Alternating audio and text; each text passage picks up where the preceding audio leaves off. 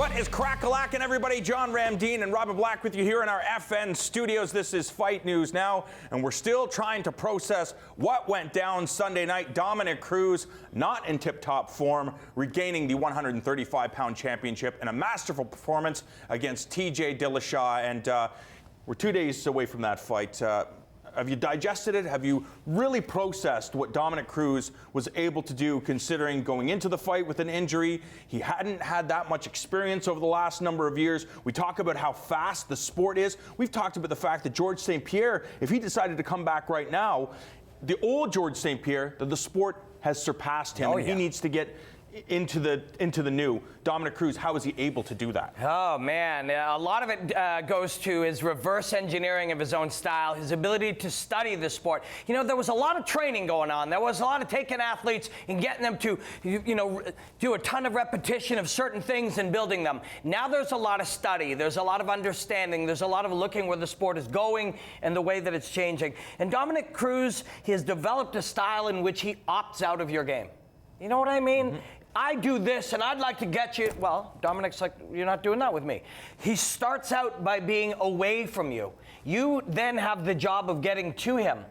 If you get to him, he gets another play. Your last thing, finally you reach him down, you throw the shot, he gets another play. He gets to start by being away from you, you chase him, and he gets to end by being away from you. And that frustrates you enough, you start to overextend, then he pops you, or like we saw in rounds 2 and 3, he takes you down. It's a mega game, it's a macro game, it's very, very different.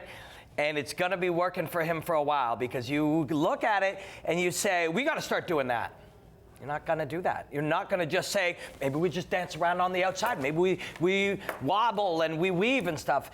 All of the tools, what you're seeing now is from all of the work that he's done over 8 or 9 or 10 years built on each other. You can't just imitate that now. In the 4 years it'll take you to be just like him, he'll be something new. But you go back and you look at the very first UFC. I'm sure there was a lot of confident kickboxers and Muay Thai guys and karatekas that went into that first UFC and said, okay, I'm 100% confident I'm going to win this. And then there was the introduction of jiu-jitsu, and they're like, oh, their minds are blown. We all have to learn jiu-jitsu. Then we all had to learn wrestling. So, of course, there's a learning curve. There's a starting off point for people to realize we have to go down a new route if we want to be successful in the fighting arts.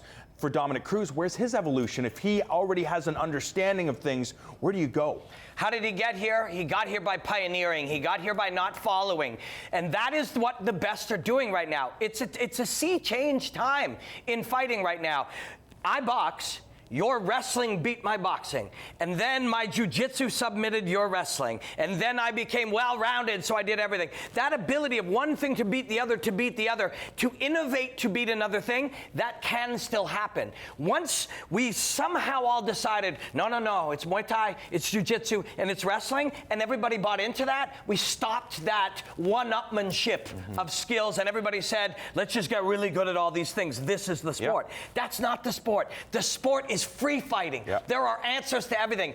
You can't beat Dominic Cruz by taking 5 years to catch up with him, but you can beat Dominic Cruz if you find what the answer to this game is. And that's the challenge for everybody. Don't try to be like him. Don't try to figure it out. Yes, over time, get your footwork up to there. Yes, over time, get your timing things, your different concepts together, your ability to push and pull the way he does. You should improve all of those things, but you should also find ways to beat it. That's what he has done, why he's beat guys. That's what Conor did. Conor just opted out of fighting you in Muay Thai and Jiu-Jitsu and created a different game about timing and speed and distance management. The guys who will beat these guys are the guys who are going to out-innovate them. On top of that, you look at Dominic Cruz, and one of the reasons why he's able to do that, yes, he is an innovator, but he also has some of those bases. One of the bases being wrestling. He embraces the grind. He knows how to get through that pain. On top of that, he's very mentally strong. So you can understand why a guy like Dominic Cruz can be evolved, because you talk about mental strength.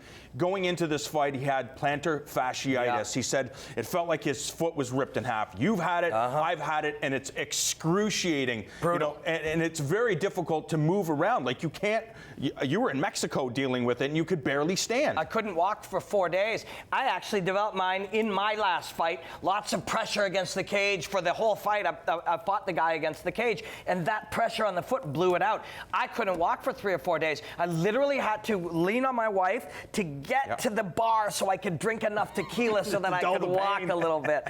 And that's not available to you in a mixed martial arts fight. Also, weight cutting when you have pain in your soft tissue, man. Now you got this inflamed soft tissue pain, and you suck all the water out of it. So he had to be mentally strong to deal with that. You started out by saying not at his best and winning. He wasn't at his best, and he won. So you add that mental strength to it. He's right now the biggest prototype because Conor was able to win, and his wrestling still developing. Yep. His jiu-jitsu still developing. Dominic, basically everything is at a 9.9, and he's innovating. So that's real tough to beat, man. You'll also talk about the fact that Dominic Cruz now wants to get paid because people are talking about TJ Dillashaw, the rematch. Uriah Faber, of course, throwing his hat in right there. Demetrius Johnson, he wants a piece of the action. Dominic Cruz says, I need to get paid. Now's the time. If you can raise your stock, I mean, these are other concepts, but they apply in everybody's life. If you can raise your stock, if you can increase your value, if you make it so that everybody looks and goes, wow, we need to invest in that guy, that's when you ask for money, and that's what he's doing. He's a smart dude. On that same card, Anthony Pettis and Eddie Alvarez. Alvarez getting the split decision victory over the former lightweight champion, who Pettis now says, get me back in there, coach. Put me back in. I need another fight. I need a do-over. I mean, you have to be objective about this. And I mean, it was a split decision loss. One judge gave it to Anthony Pettis. It wasn't a blowout. Eddie Alvarez had a sensational game plan. Do you agree? As much as I'm so excited right now about Dominic Cruz, and I'm so excited about Conor and all these guys that are really pioneering things. Anthony Pettis is one of my very favorite fighters. He's such a cool human being, the things that he's capable of, the way that he can perform. He innovates? He does innovate. He has innovated as much or more than anybody. I don't care how many times you see him flying off that cage. Every time you see that, that's there forever. That belt he wore, he's got that forever. That WEC belt, he's got that forever.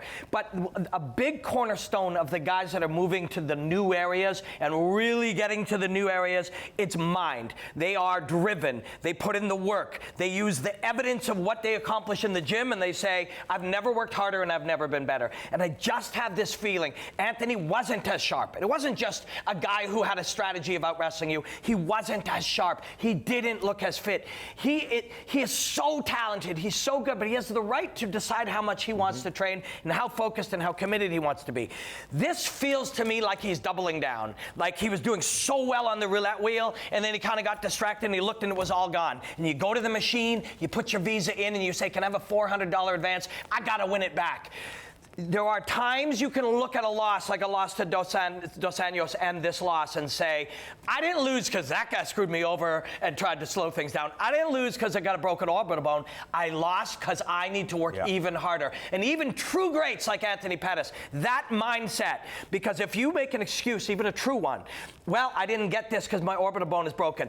You're not forced to push harder. You're not forced to ask more of yourself. You're not forced to ask yourself the hard questions. If you say, man, that guy screwed me against the cage, I want a real fight, you're not forced to ask the questions about what caused that. If you say, I lost because he was better, I didn't work hard enough, and I am not at my best, like Chris Weidman did, great point, brother, then you are forced to go back, and Chris Weidman's the perfect example. Yeah, and I mean, you look at that, Chris Weidman loses this fight with Luke Rockhold, loses the title, loses the gold, goes, and of course, I'm sure in his mind, he's like, I want that back, but I don't want that back today. I have to go back to the drawing board, embrace growth, and show people what I'm actually capable of.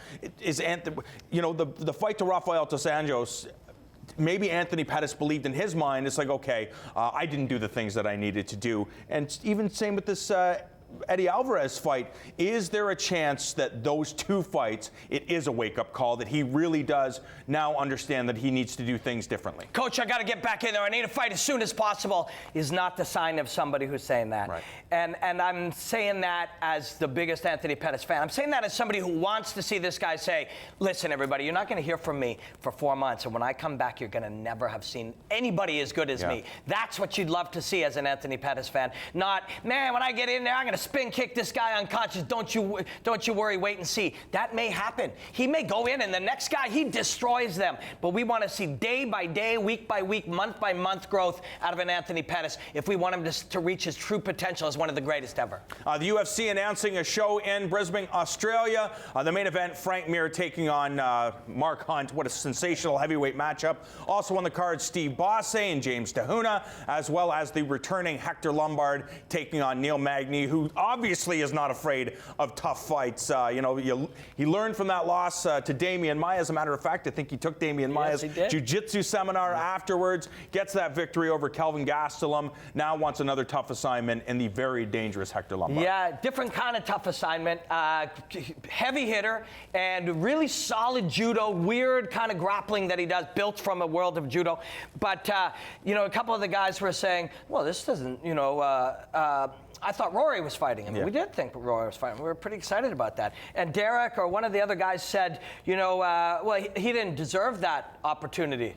Fighting Rory is not necessarily a good opportunity. Not that Rory. Well, it's an opportunity to the path to the title. And that right now there is kind of a logjam because I go, well, Carlos Condit lost a bunch of fights. He fought for the title. I actually think he won the title. Robbie Lawler somehow managed to retain. Rory's there. Damian Maia's back in the mix. Johnny Hendricks is still there. Right now, 170 pounds, the most competitive, especially. And then you have Nick Diaz waiting on the sidelines. I knocked out the champ. I'm ready for my shot at UFC gold again. Hey, man, you want to talk about the mindset, not just of walking into a cage, but of training and improving day after day after day and growing and becoming the best and pioneering and innovating? Man, you're going to be terrified to see what Rory's going to become. Because Rory talked openly about that loss being the greatest experience of his life and that desire to be pushed to the limit, to die on a shield on the battlefield with horseback and guys shooting arrows and death and destruction everywhere.